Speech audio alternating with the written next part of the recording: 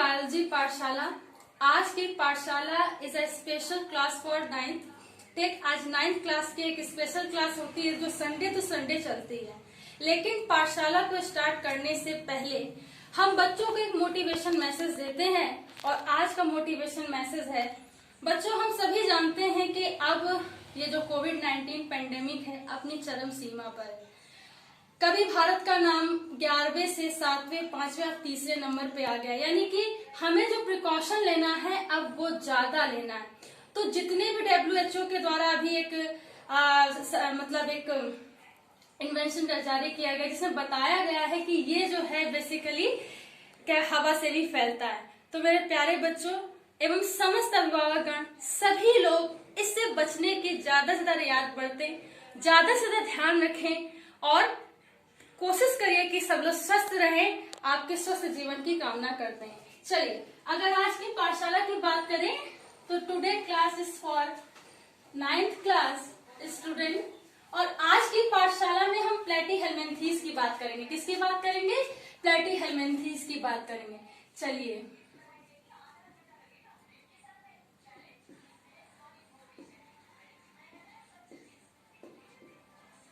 Platyhelminthes, ठीक, इस Platyhelminthes को अगर हम दो टर्म्स में तोड़ दें, अगर हम इसकी बेसिक टर्मिनोलॉजी की बात करें, हमने हमेशा बेसिक टर्मिनोलॉजी को लेकर के हर कॉन्सेप्ट को आपको समझाने की बात की है, चाहे वो 9th हो, 10th हो, फर्स्ट ईयर हो, 12th हो। चलिए इसको तोड़ते हैं। तो आएगा प्लेटी, ठीक, और ये आएगा हेल्मिन्थेस, ठीक। प्लेटी का मतलब क्या होता है? प्लेटी का मतलब होता है फ्लैट। हेल्मिन्थेस का मतलब क्या होता है? वर्म। ठीक, फ्लैट का मतलब क्या होता है? चपटे। फ्लैट का मतलब क्या होता है?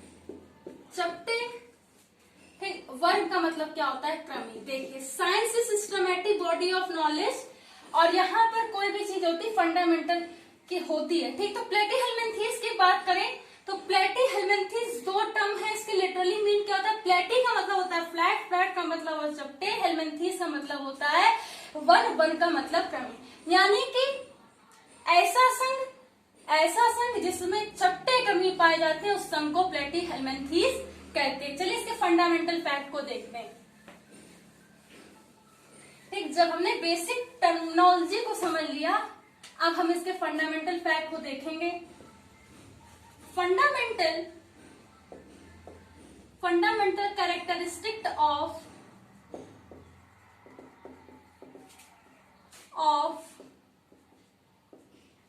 प्लेटीहेल्मिन्थेस।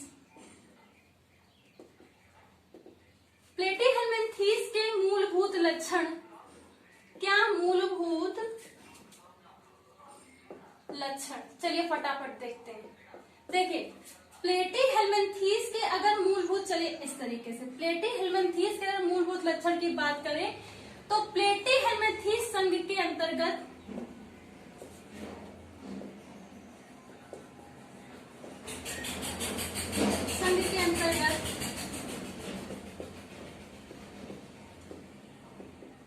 कैसे प्राणी आते? चपटे क्रमी आते हैं या पाए जाते हैं। ठीक, पहला पॉइंट। दूसरा पॉइंट, ये कैसे होते हैं? They are a triploblastic. मतलब कैसे होते हैं? ट्रिप्लोब्लास्टिक होते हैं, यानी त्रिस्तरीय होते हैं। देखिए कैसे त्रिस्तरीय होते हैं। सबसे पहले इसमें पाया जाता है एक्टोडर्म, फिर बाहर अंदर की ओर होता है एंडोडर्म, ठीक, और तीसरा जो होता है वो क्या होता है? मेसोडर्म। ठीक, ये इसके ट्रिप्लोब्लास्टिक होते, त्रिस्तरीय होते, एक्टोडर्म बाहरी लेयर, मेसोडर्म बीच की लेयर और एंडोडर्म आंतरिक लेयर होती है। ठीक है, डर्म की 3 लेयर होती है, दे आर ए ट्रिप्लोब्लास्टिक। और इसमें देह गुहा या बॉडी कैविटी नहीं पाई जाती। ठीक, बॉडी कैविटी नहीं पाई जाती है। उसके बाद अगर देखें तो देखिए उसके बाद ये क्या होते हैं, इसमें द्विसम्मति पाई जाती है। ये है, इनमें जो सम्मित होते हैं द्विसम्मित होती है। देखिए देखिए इस संघ के, ऐसे लिखिएगा, इस संघ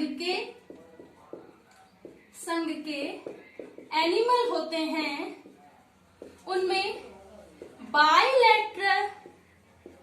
बायलैटरली सिमेट्रिकल या द्विसम्मति या सम्मित पाए जाते हैं या होते हैं। ठीक, होते हैं मतलब राइट का साइन। ठीक, उसके बाद द्विसम्मति का मतलब समझते हैं, जैसे पास लाइए थोड़ा सा कैमरा, जैसे मान लीजिए थोड़ा सा पास लो कैमरा, जैसे मान लीजिए कोई एक एनिमल है। ठीक, अब इस एनिमल, मान लीजिए ये कोई एनिमल है, ठीक है, ये कोई एनिमल है। ठीक, और हमने क्या किया, बायलैटरल सिमेट्रिक मतलब इसका दायां और बायां जो पार्ट होगा पूरी तरीके से आधा आधा डिवाइड हो जाएगा। जैसे कि इधर दिखाओ, जैसे कि मान लीजिए ये हाथ है, इन दोनों को हाथ को हमने ऐसे मिला दिया। ठीक, ये कोई एनिमल है और हमने इसको खोल दिया, तो ये दोनों एक ही जैसे रूप है, यानी कि जो इसकी बायलैटरल सिमेट्री होती है, मतलब दोनों अंग को अगर हम बीच से काटें तो दोनों की जो सिमेट्री होगी एक जैसी होगी, एक बिल्कुल एक जैसी ऐसी। तो हमारा जो शरीर होता है ह्यूमंस का, वो भी बायलैटरल सिमेट्री होती। देखिए आंख से लेकर के पूरा फुट तक आप देखिए, तो आप अगर आप एक कट लगाते हैं, अलग अलग करते हैं, तो आपको पूरी सिमेट्री समझ में आएगी। जितना दाया उतना बाया, जितना दाया, तो सब कुछ दो दो है, और पूरी सिमेट्री जैसे आधी दाई और बाई एक जैसी होती, तो इसलिए इसे कहते हैं द्विरूप सम्मति या द्विसम्मति। ठीक, तो दाया और बाया अंग कैसा होता है, अगर हम उसे डिवाइड करें या काटें, या उनकी जो सिमेट्री होती है एक जैसी होती है। ठीक है, तो द्विसम्मित होते हैं। उसके बाद अगर इसे बात करें तो इनमें क्या होता है कि यह परजीवी होते हैं बेटा, परजीवी होते हैं, अर्थात अपने पोषण के लिए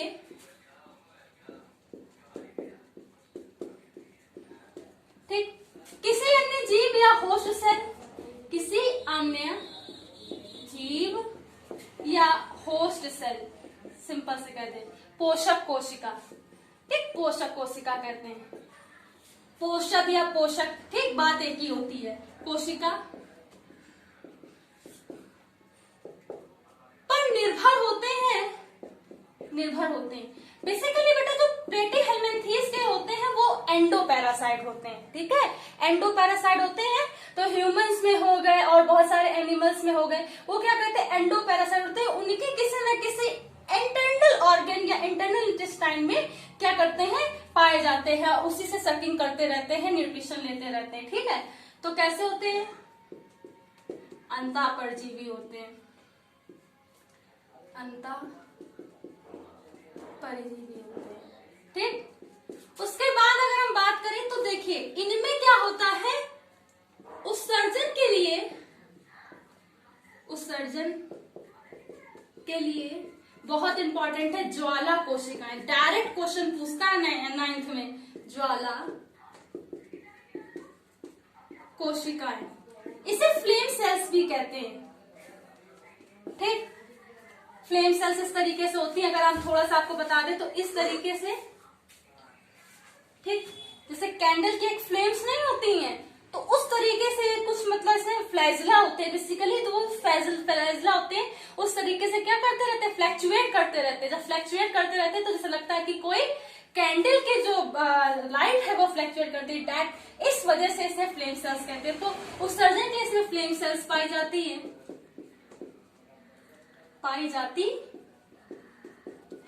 ठीक है, उत्सर्जन के लिए फ्लेम सेल्स पाई जाती है।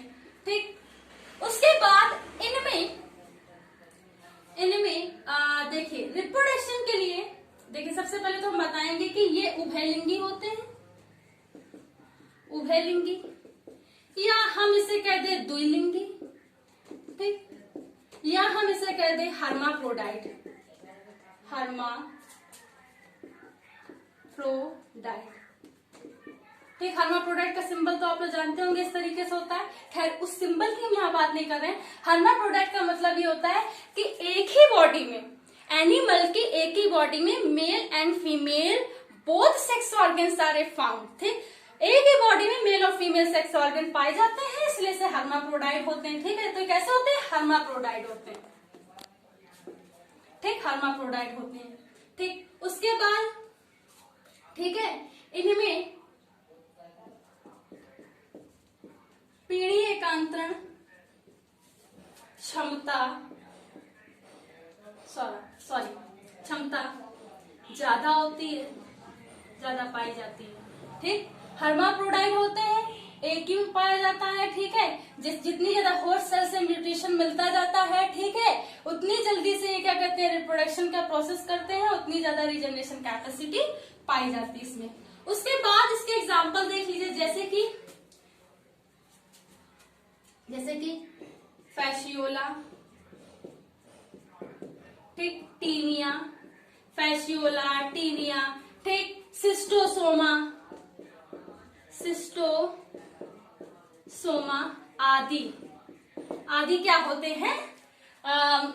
फ्लैटियलमेंथीज के क्या होते हैं? संघ में पाए जाते हैं। तो फैशियोला हेपेटिका हो गया, टीनिया सोलोनियम हो गया, सिस्टोसोमा हो गया, ये सब क्या करेंगे? प्लेटिहेलमिन्थीज संघ के क्या होते हैं? एनिमल्स होते हैं। ठीक, तो ये याद रखिएगा, आपसे फैशियोला हेपेटिका से पूछेंगे कि फैशियोला हेपेटिका किस संघ के अंतर्गत आता है? प्लेटिहेलमिन्थीज। आपसे पूछा जाएगा ज्वाला कोशिकाएं किसमें पाई जाती है? प्लेटिहेलमिन्थीज। चलिए इसके स्ट्रक्चर की बात करते हैं। चलिए थोड़ा सा कैमरा यहाँ पे फोकस करना बेटा। चलिए, अगर हम इसके स्ट्रक्चर की बात करें तो ध्यान से समझना। देखिए, हम फैशियोला का स्ट्रक्चर बनाएंगे, फैशियोला हेपेटिका का हम स्ट्रक्चर बनाएंगे। ठीक है, चलिए मान लीजिए, ठीक है, यहाँ पे जगह नहीं है इसलिए ऐसे बना रहे हैं। आप लोग अच्छा और बहुत सुंदर चित्र बनाएंगे। ठीक है बेटा, ये जेनाइटल पोर हो गया and this is the sucker. ठीक, चलिए मैंने एक पॉइंट नहीं बताया, आप चाहे तो यहाँ पे ले सकते हैं। एक पॉइंट ये होता है कि ये परजीवी होते हैं और इनमें मुख पाया जाता है, और मुख में क्या होते हैं? सकर होते हैं। सकर होते क्या होते हैं? चूसकान, या किसी किसी एनिमल में कांटे जैसी संरचना होती है, जिससे क्या करते हैं? होस्ट सेल से चिपके रहते हैं। बस एक ये पॉइंट था। तो क्या होता है? मुख होता है, मुख में क्या होता है? चूसकान या कांटे जैसी संरचना होती है। तो इससे क्या होता है? होस्ट सेल से ये आसानी से चिपके रहते हैं, न्यूट्रिशन लेते रहते हैं, क्योंकि सकिंग का काम ही होता है कि चूस करके, ठीक, शक करके न्यूट्रिशन को लेना। ओके, तो दैट इज ठीक। एंड दिस इज द मुख। ठीक, दिस इज अ जनन छिद्र। ओके, दिस इज अ जनन छिद्र। ठीक, ये अगर हम कहें बाह्य चूसक। ओके, और ये इसका इंटरनल यानी कि अंतःचूसक। ठीक बेटा, अंतःचूसक। ये होता है उत्सर्जी छिद्र। This is the excretory pore and उत्सर्जी छिद्र। Okay, and this is the structure of Fasciola hepatica. आप एक बार फिर से लिख देंगे, फैशियोला। ठीक, अभी बायनॉमियल नॉमेनक्लेचर में बताएंगे कि कैसे इसको एक फॉर्मूले बेस पे बताएंगे कि कैसे फैशियोला हेपेटिका कैसे लिखा जाता है, क्या बेसिक उसकी टर्मिनोलॉजी होती है। ठीक, this is the mouth, this is the genital pour, this is the external sucker, internal sucker and excretory पोर। ठीक, इंग्लिश मीडियम वाले बच्चों ने बता दिया, और इस तरीके से इसका कुछ चित्र होता है। ठीक, तो बेटा मुझे उम्मीद है कि आज की पाठशाला में आपको पूरी बात समझ में आई होगी। ठीक, नेक्स्ट क्लास में हम नेक्स्ट फाइला को बताने की कोशिश करेंगे। तो जो नेक्स्ट फाइलम होगा एनिलिडा, उसके बारे में बताएंगे। तो बच्चों, अगर आज की पाठशाला समझ में आई हो तो इसे ज्यादा से ज्यादा बच्चों तक शेयर कीजिए, लाइक कीजिए, सब्सक्राइब कीजिए। प्रणाम।